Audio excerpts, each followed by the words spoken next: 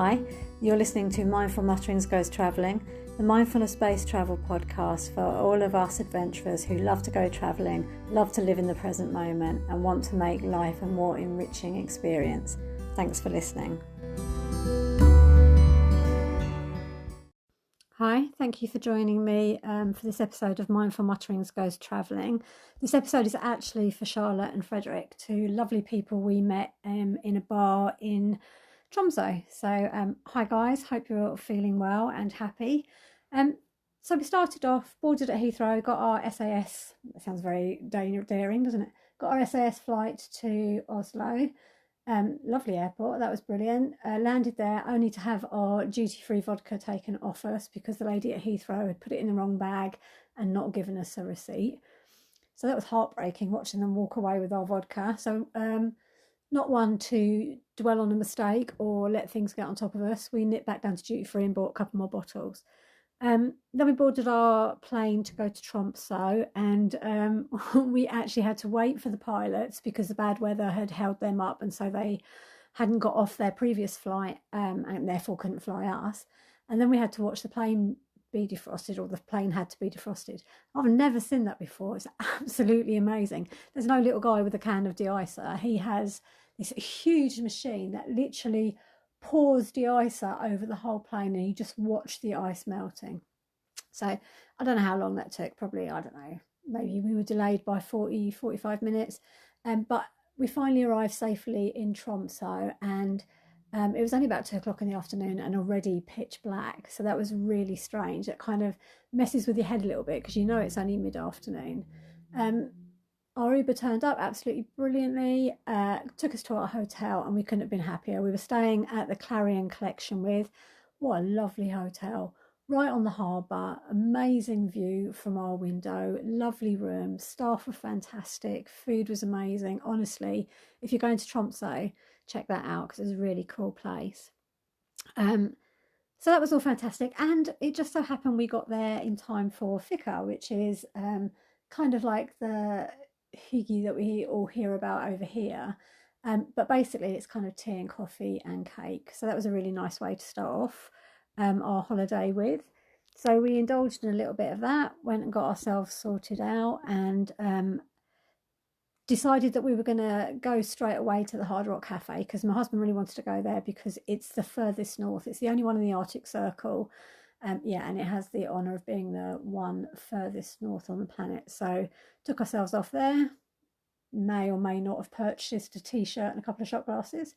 And then while we were at the bar, we met a really interesting guy from Colombia, one from Germany and one from the Philippines. So we spent a lovely couple of hours talking to them. And we just found everyone to be so friendly while we were in Norway. It was just amazing. From there, we had a wander around the town, which is just beautiful. The Christmas lights were just fantastic, and I love the design. I love the fact that there's shops that are for specific things rather than just big department stores like we have here. I love the layout of it all. It all looks so special, and that so much care has been taken, and the simple designs and beautiful lights. It's really, and obviously the snow, it was so magical walking through Tromsø. Just absolutely loved it. So from there, we went back to the hotel, had our dinner, which was lovely. And we were booked on the cable car that night. So we looked at the walk and decided it was quite a long walk. It was pretty cold and it could be quite treacherous. So we called another Uber, and they took us over. I don't know if anybody watched Race Around the World or Across the World, but when the celebrity one was done, they had to go over this massive bridge to get to the cathedral, which is like a big triangle. So that was the bridge that we went over in the car, and we saw the cathedral, which is amazing because it's built from aluminium coated concrete. It's this huge triangle with the most amazing stained glass mosaic at the back, and apparently it was inaugurated in 1965 and is nicknamed the Opera House of Norway because it looks like the Opera House in Sydney. I mean, it's just a stunning piece of architecture, and that was part of the view from our hotel windows. We just had the best view. We had the harbour, we could see the cable car, and we could see the cathedral. So that was fantastic. And from what we were told, the cathedral is probably the most famous landmark there. So we got on the cable car, which takes you up to 421 meters above sea level. And we were told also that on New Year's Eve, that's where they do the fireworks from, and that they'll be changing the year over on the mountain. So like that will be done in fireworks. But honestly, as you're going up in the cable car, the view is just stunning. And then you come up at the top and there's a restaurant, and you go out onto the mountain, which, despite the fact there's probably, I don't know, maybe 30 people up there, it was so quiet and so still, and you feel like you're so close to the stars, and the sky is crystal clear. There are just stars everywhere. It was amazing. And you can see for miles. You can see all over Tromsø. You can see all the lights. You can see the harbour. It's just picture perfect. Absolutely beautiful, and cold enough that you feel that you're somewhere different and that you're on top of the world, but not so cold that it was unpleasant. So we had a little wander around the mountain, checked out the observation deck, and just really started to come to terms with the fact that we were in Tromsø, that we were encountering a polar night, which we'd never had before. So I wasn't really clear how that was going to work out. I wasn't sure if it's going to be dark all the time, but it was most definitely pitch black that afternoon. And yeah, we just got to see all of Tromsø in its nighttime beauty from this amazing vantage point high up in the mountains. From there, we took the cable car back down, obviously, another Uber back to the hotel, where we got ourselves organised and ready for our adventures for the next day, which I hope you will join me to hear about. Until then, take care.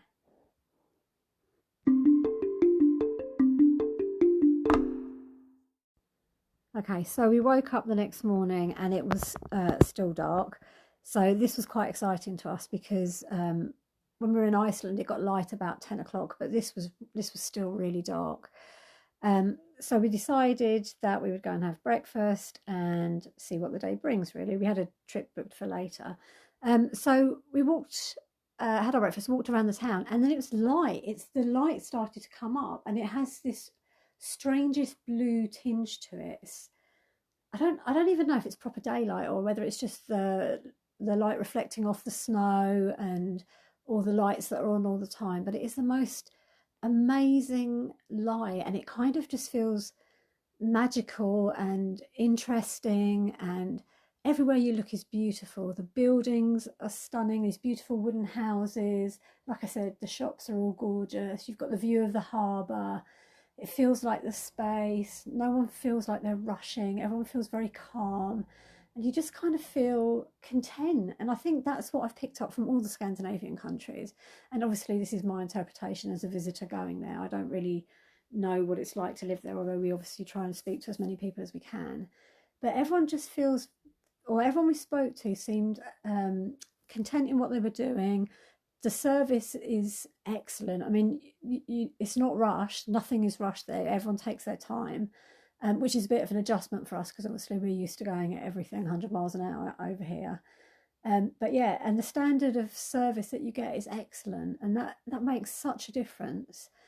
So we wandered around the town. We went as far to the right. I don't know whether that's east or west. My geography is not brilliant. As far as the right as we could, and we found some houses that had some amazing paintings on them. We walked a little bit up the mountain on the other side. We walked as far as we could towards the other side of town, past the shops and the bars, and we just kind of got our bearings and enjoyed the daylight because it was really lovely to be able to see everything in a different way than we'd seen it the night before. So that was fantastic. We had a trip booked for that night, like I said, and that was our trip to go and see the Northern Lights. So we knew that we needed to get a late lunch. So we had a lazy couple of hours just sitting by our window, having a coffee, reading, and just chilling out and taking it all in. And then we went to a little restaurant called Kaya because we wanted to try some of the local food.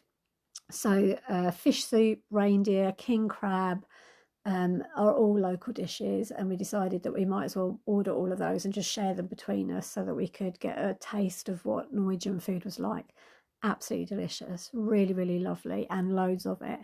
So we kind of waddled out of there back to our hotel, because we then had to get all suited up and all our thermals on, ready to go on our Northern Lights hunt.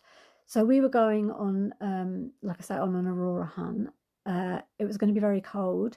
We weren't quite sure where they were going to take us. It was an 8-hour trip. And all we really knew was that they would take us to where they thought the lights would be most obvious. And when we were settled, they'd light a fire, there'd be soup, and we'd sit there and we'd watch the lights. So we were very, very excited for this, because we saw them briefly in Iceland. And obviously that had whetted our appetite, and we just really wanted to see a full-on display of the Northern Lights. So got all my thermals on. It's not my best look, I have to say, waddling about a bit because I've got so many layers on.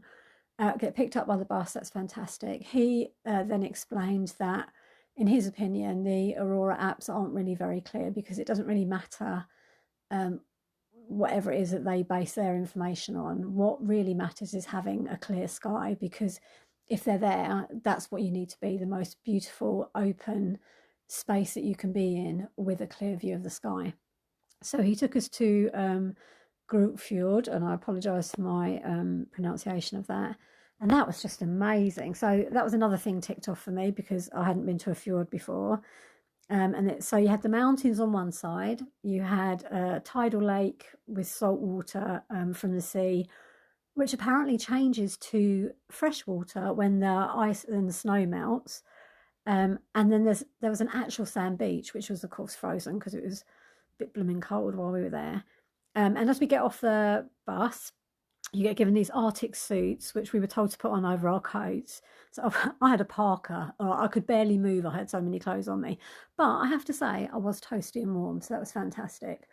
And as soon as we got off the bus, got our kit on, the lights made an appearance, and we could see them just over the road. So he quickly got us down onto the beach, excuse me, so that we could enjoy the show. And it started off quite slowly, and he was taking photos for us. He was a professional photographer, so he was taking pictures of us with the lights or just landscapes. And obviously we were all taking a million photos. And then it just got stronger and stronger and stronger. And so we just ended up with the most incredible just sighting of the lights. It was so beautiful, all greens and reds. And at one point we were all sat around a fire because it had gone quiet for a little bit, and he was trying to give us some of the explanation about how it happens and why it happens and all the rest of it. And every single time he started talking about it, it kicked off again. And so everyone was just ignoring him and looking up at the lights, and it was just magical. They gave us a beautiful vegetable soup and explained that the vegetables came from a local greenhouse, because obviously it's too cold to grow vegetables outside there, and that everything that they used was locally sourced, and it was beautiful produce, and that they were really ethical and considerate about the food that they gave people, because obviously what you put in your body is fuel for your body, and you want that to be the best it can be. So we stayed there probably until probably just about 1 o'clock in the morning, by which time I think everyone was just starting to get a little bit cold. We'd all taken, like I said, a million photos. We'd had several taken by the professional photographer, so that none of us missed a minute of it. It was a great group, loads of different nationalities. We were all chatting, all sharing our experiences of travelling and where we'd been and if we'd seen the lights or where we'd seen the lights.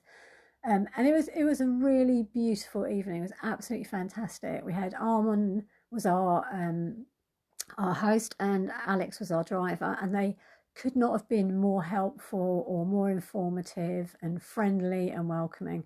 And we just absolutely had the best time. So we slowly made our way back to the coach, and they just transport everything on sleds there. It makes so much sense. So they moved all their stuff back up there, heated seats on the bus, which was very welcome by the time we got in there. And then we got back to our hotel probably, I don't know, about 2 o'clock, but we were absolutely buzzing because we'd just seen the lights and it had been breathtaking. So it took us a little bit of time to kind of unwind and just relive the experience. Absolutely fabulous. And then we headed off to bed, ready for the next day. Oh, and before I forget, as we were driving back, there were reindeer running along the side of the bus on the road, which I suppose if you live there, that's quite normal. But for us, that was just amazing, just to see these beautiful animals running alongside our bus. Anyway, heads full of mystery and magic and beautiful lights and reindeers, we went to bed in preparation for our next day where we were off husky sledding. So I hope you'll join me for that. Speak soon. Bye.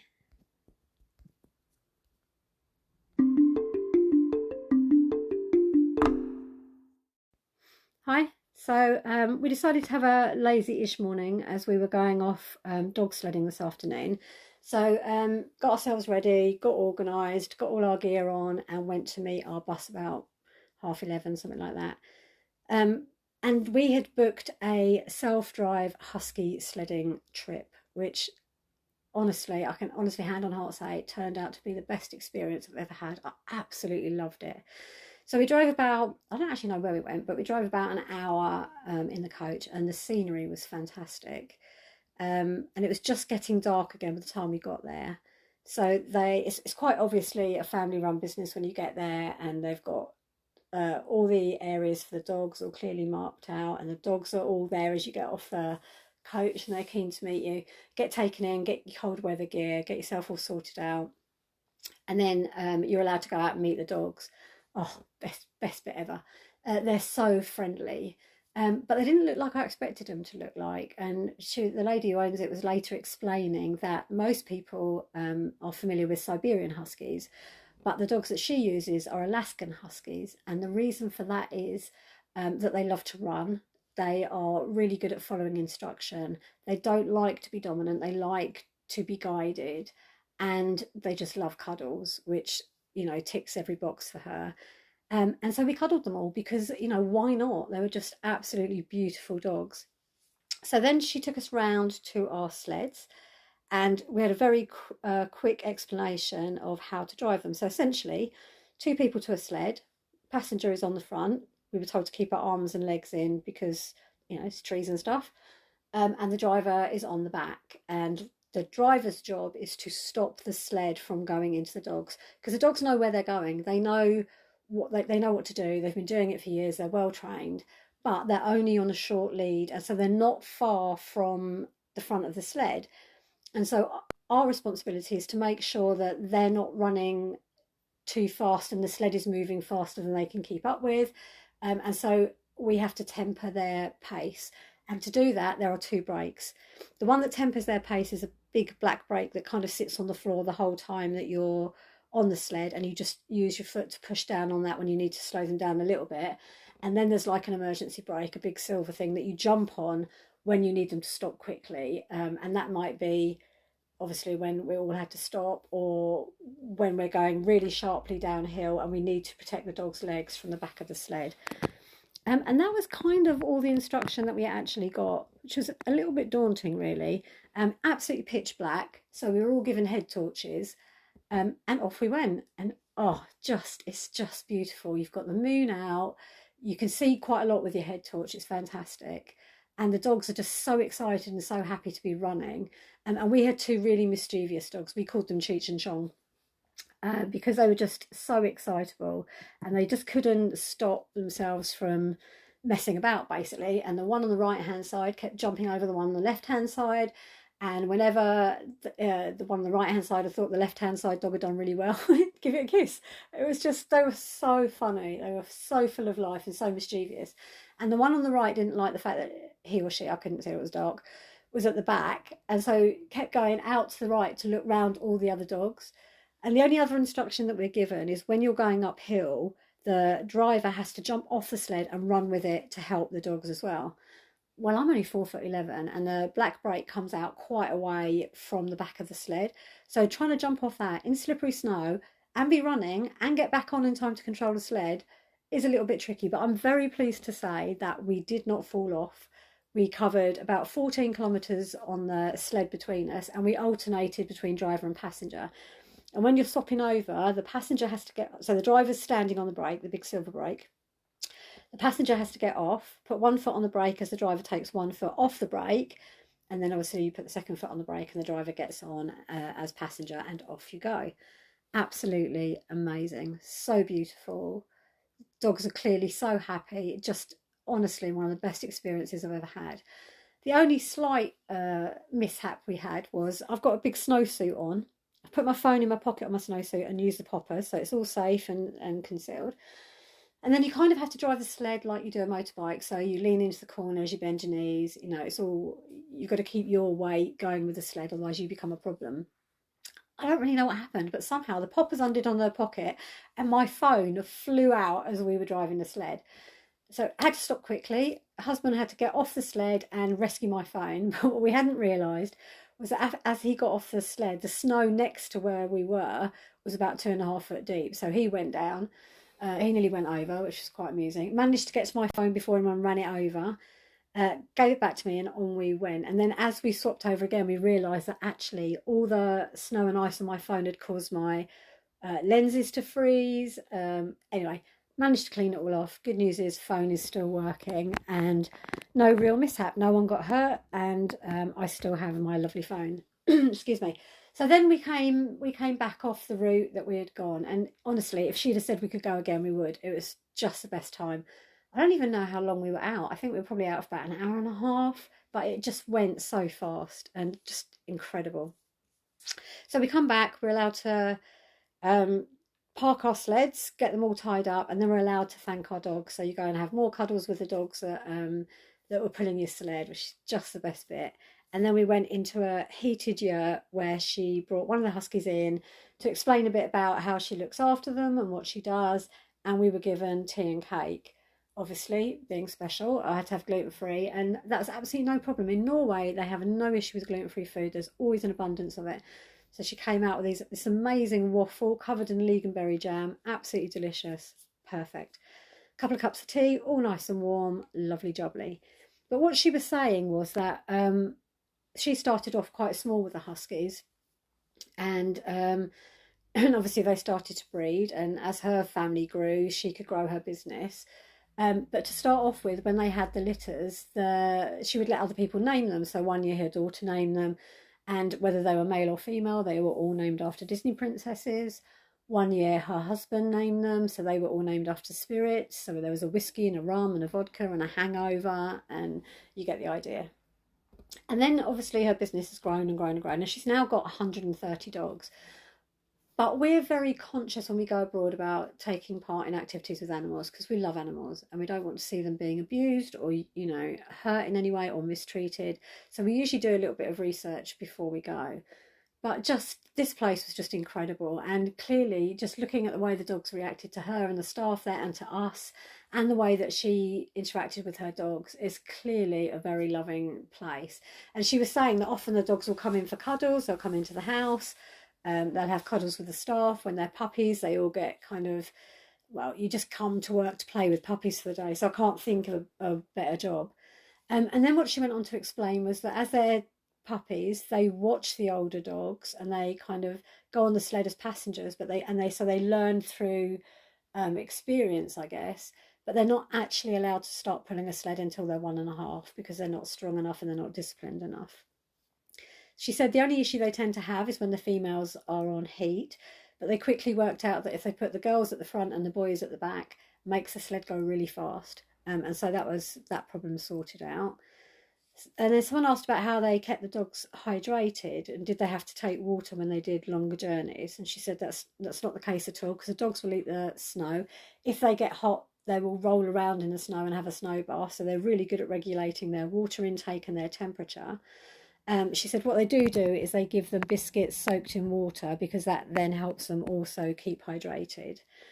That -10 and below is the best temperature for the dogs to run in, and that their diet generally consists of raw meat, chicken skin, the biscuits soaked in water, and dry food, but that they have to pace it out because you don't want the dogs running on a full stomach, but you do want them having a meal, you know, pretty much before they go to bed, so that keeps them warm overnight. Like I said, they're Alaskan Huskies, so they're really docile and, yeah, definitely treated like pets. Absolutely gorgeous animals. But then to stop them from becoming bored, what they do is off season, she races with them, and they have these long, long distance races in Norway, where it's quite common for lots of people to come together and race their huskies, and they can do up to 250 kilometers a week, which, you know, is great for the dogs. But for the humans, they're intense. You know, that is quite, I don't know if I want to be camping in the Arctic, really. That's not my kind of thing at all. But yeah, clearly just the most incredible way to live. And if you are ever in Tromsø and you get the opportunity, or you want to follow them on Instagram, they're called Arctic Adventures, and they are just a brilliant, brilliant small business. And yeah, I can't fault the way she looks after her dogs, and they are just the most beautiful dogs. So check them out. Sadly, it was time for us to go. We really didn't want to leave. I've never wanted to leave a place less. And if we could have fitted another trip in on our trip, we would have done. We would have gone back. But it's time for us to leave, so took off all our gear, thanked her profusely, got into the bus, and made our way back to town. After dinner, we decided we were going to check out a local bar, and we went to one that had caught my eye in the town. When we got there, it turned out it'd only been open 3 weeks or something. It's called the No Stress Bar, which is where we met the lovely Charlotte and Frederick that I have dedicated this podcast to. And they both work at the airport. They came over, sat with us. We had a lovely time with them. Really interesting people. It was really a great time. And that's when we discovered, I think it's called SUS or SNUS. So they don't smoke in Norway. It's, really not a done thing there. But what they do have is they have these little nicotine things that they put in their mouth, like a tobacco kind of thing. They put on the gum. And that does the trick without polluting the atmosphere or, being offensive to anyone else. Anyway, spent a lovely evening with Charlotte and Frederick. No Stress Bar. Check it out if you go there. Decor is random. It's kind of 1970s granny's front room, but it just works, and it's just really nice drinks. Such a cool place. Excellent vibe. And you bump into the loveliest of people. And that was it. That was the end of our day 3, and we headed back to the hotel because next day we had to get up early because we had another adventure booked, which I hope you will join me for. Take care.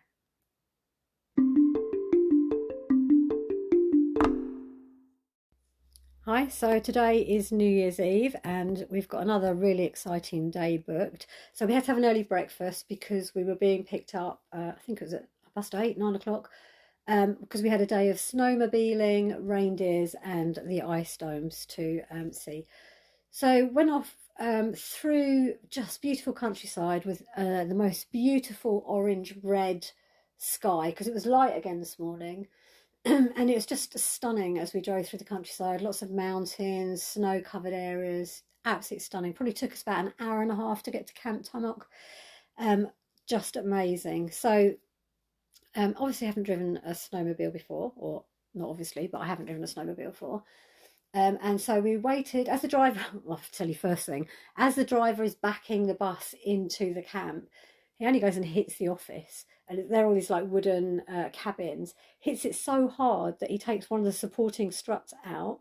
So the first thing we had to do was navigate the broken veranda to get into the hut to get changed. But anyway, I'm sure that'll be an insurance claim for them going in. So where we were for the snowmobiling, as we started off, it was -14, but we were told that where we were going to be going, the first changeover point would be -20, and where we ended up at the snow, at the lake and near the snow domes would be -28. So we definitely needed our cold weather gear, which we got on quite quickly. And then you have to put this balaclava thing on, then we had to find helmets that would fit. And once all that's done, we're given a quick lesson on how to ride a snowmobile. Again, very similar to riding a motorbike. You have to lean into the corners, keep moving. Turns out it's not quite that easy when you get on them. It's a bit terrifying because, especially if you're short as me, you can't really see it over the front like windscreen thing. So you kind of need to be up really tall because I don't know if you've ever driven a bike, but you need to be looking at where you're going. Wherever you're looking at, that's where you're going to end up. It's also pretty slippery, and I found you needed quite a lot of arm power and control to keep the 2 skis flat on the snow. So it's definitely a learning curve. I have to say, I wasn't overly comfortable with the whole experience, mainly because I didn't really feel in control of it. I just felt it was all a bit slippery. Maybe I wasn't big enough and strong enough. I was definitely struggling to see over the top of the visor.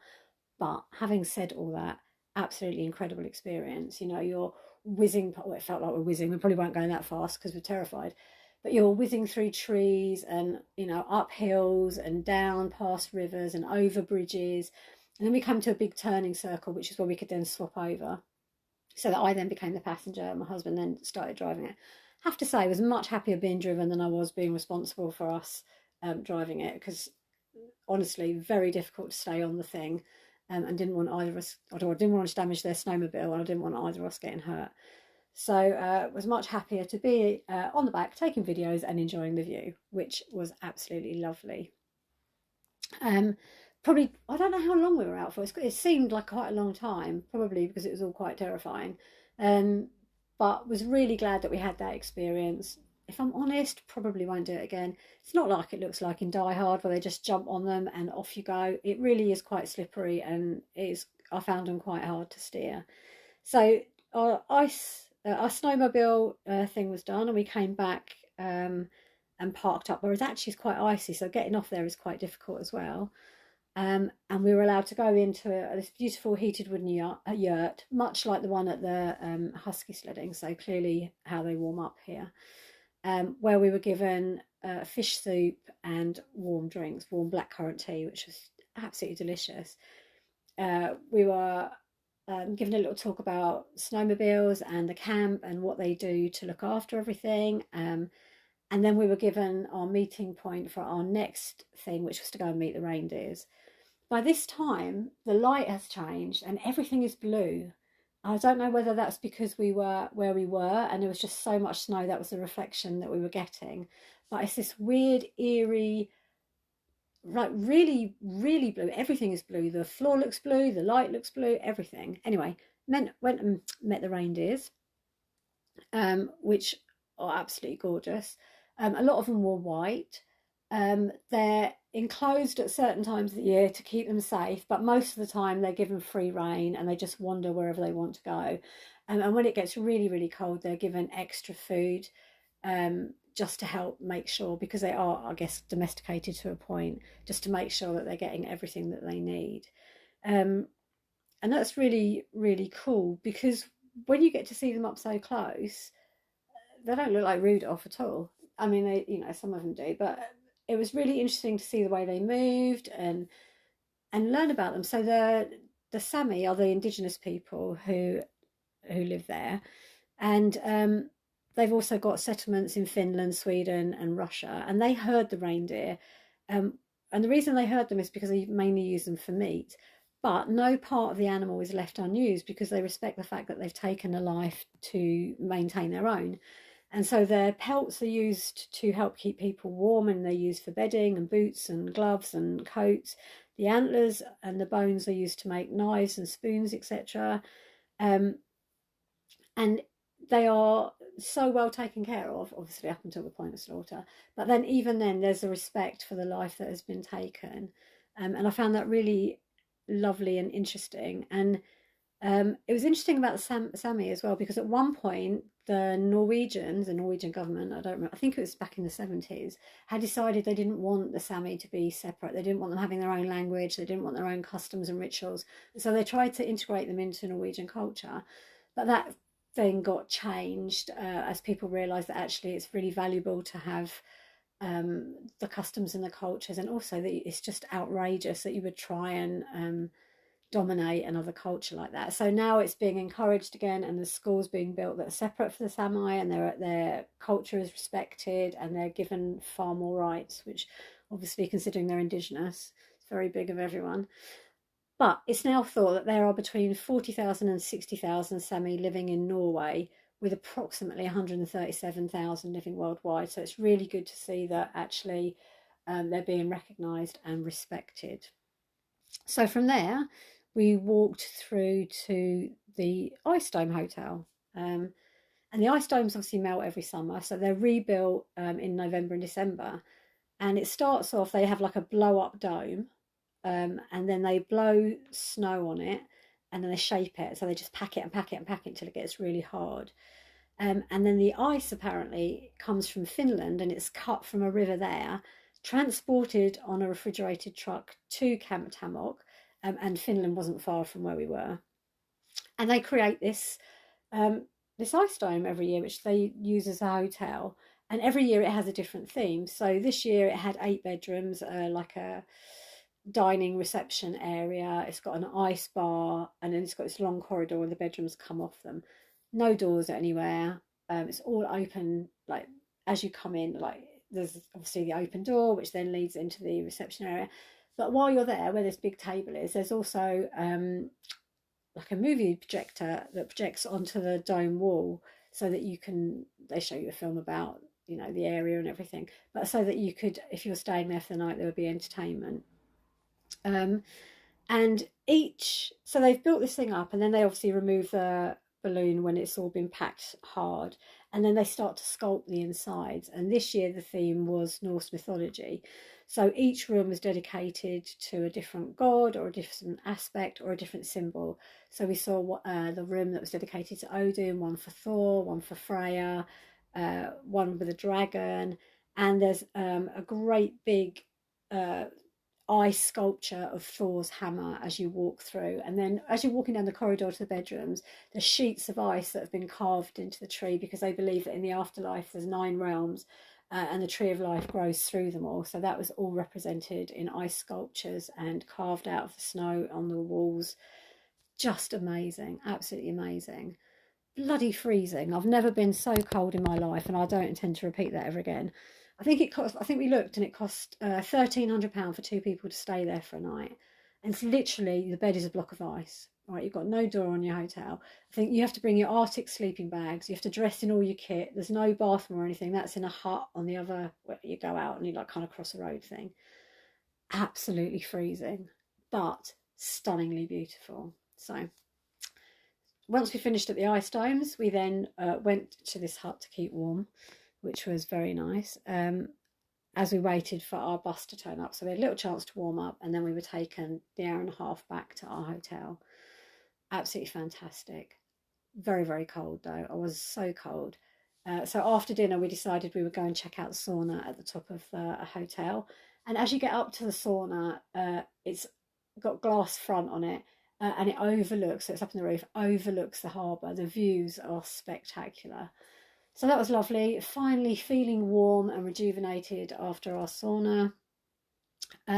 We went out to a bar, met a really nice couple of Filipino guys, and had a couple of shots with them. Really eclectic music, very strange music in the bar. Everyone was having a brilliant time.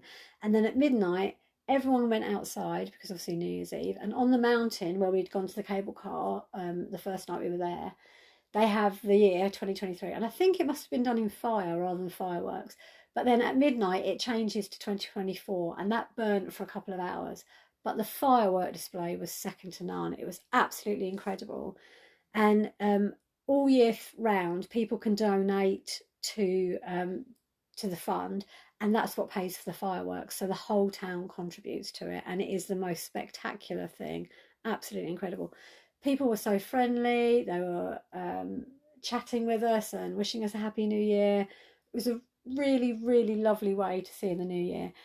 And we had 3 New Years this year, because my husband's family live in Greece, and their New Year was an hour before us in Norway. So we messages back and forth for them, which was lovely. Then we had our New Year, which is when we rang our children and showed them the fireworks and showed them what was going on. But it was only 11 o'clock for them, so then they had their New Year an hour later. And it was really lovely how, thank God, technology can bring everyone together at those special times. So it was just incredible. And then we went back to our hotel room, because we have such a brilliant view. We have a view of the mountain, and we had a view of the harbour outside, and we could just hear people celebrating. And it was a really, really lovely way to see in 2024.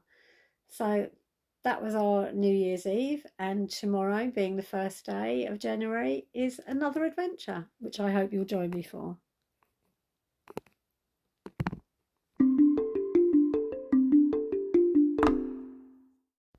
So today is our last full day in Tromsø, and we had a lovely, brilliant New Year's Eve. Great way to see in the new year, with such generosity and kind spiritness from the people around us, and all the fireworks. So we got up this morning and we decided to make the most of the daylight and have a last walk around the town. And we wanted to just soak it all in for the last time, because it's so beautiful there, and it's so peaceful, and there's such a calm atmosphere of, I think, just being surrounded by nature and just having this like protective wall of mountains around you, the water running through the centre of the town or the harbour of the town. It just kind of puts you in your place, you know, just it just kind of makes you feel a little bit insignificant. But also I think because everything's so slow and peaceful and calm, in most of the Scandinavian countries, in our experience, it gives you that time to go within and just think. And I think that that's what I love about traveling, all these different experiences and opportunities to be mindful and to see the different ways that people live, and to see how we can bring some of that back and introduce it into our life. So we had a lovely last walk around the town, found a nice little shop for a coffee, sat there and did a little bit of people watching. And then we'd booked, in our madness, a cross-country skiing lesson. Now, I have never been on skis in my life. So why I thought this would be a good idea to do on New Year's Day, God only knows. But anyway, we decided to walk because our daughter buys us, like, she bought us this little travel idea pack, and every trip you pull a card and it gives you a suggestion of what you should do in that country.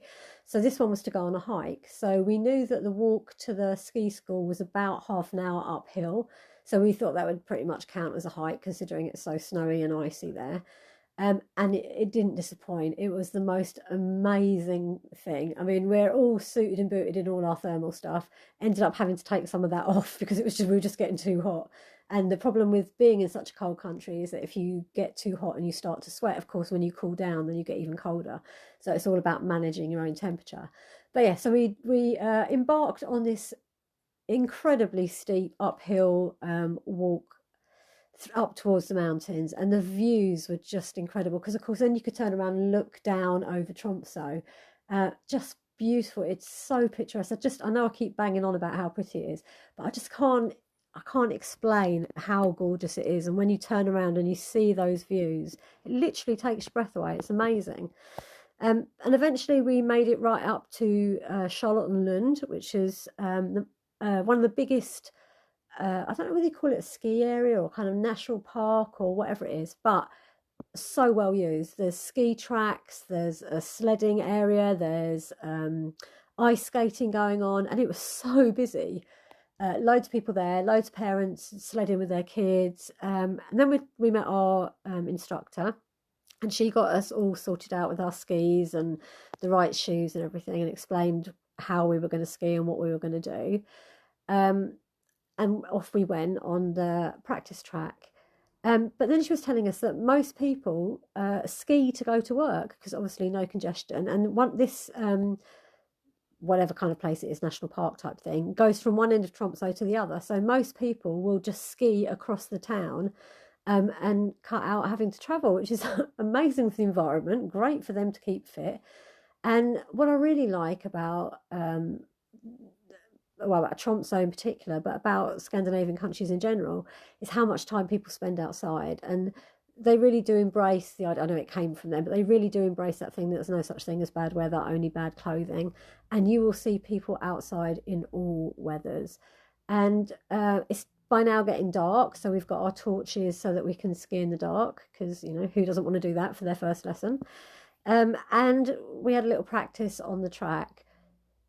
To start off with, seemed easier than I thought it was going to be, until she decided that we should probably try without our sticks, because then we would really get a feel for what it's like to be on the skis. I think I probably stayed upright for about 3 minutes, and then I was like a beetle on my back, trying to get up without my sticks on these skis. Couldn't do it. I had to take my skis off and start all over again, and continued to fall over quite a few times while I was on my ski lesson. But I have to say, it was such a good experience. I really, really enjoyed it. It was great fun. It was freezing cold. It was quite liberating, really, to be able to move with the snow or through the snow. And of course, you're out in nature again. You're connected to it all. It's just such a lovely atmosphere, and you feel that connection with nature. So that was really brilliant. So after we'd gone on this little practice track for a bit, she decided we were ready to go cross country, and she took us down hills and up hills. Up hills is really difficult, really, really difficult. Going down hills is quite scary because you're supposed to just kind of like bend your legs, put your skis under your arm, put your sticks under your arms and go. And that is quite terrifying. So one of the first things you want to learn to do is how to brake. But yeah, after a while, you just kind of get in the rhythm of it, and it's really enjoyable. And I'm not saying by any means that my ski style is pretty or probably even right, but it was just so good to have a go. And I'm so pleased because this was so far out of my comfort zone. And I was very aware of the fact that I could end up breaking a few bones.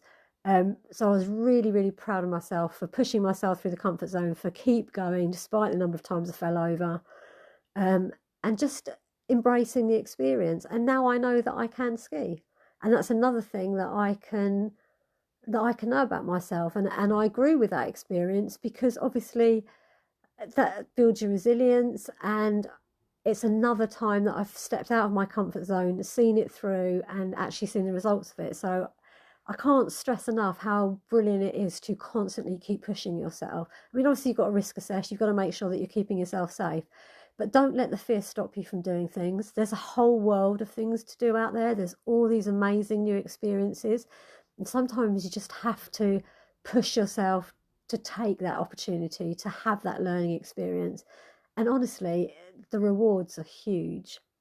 So that was really brilliant. Really enjoyed that. And then on our way back, she stopped us all, and we had a traditional drink called soba saft, I think that's how you say it, which is really like hot blackcurrant.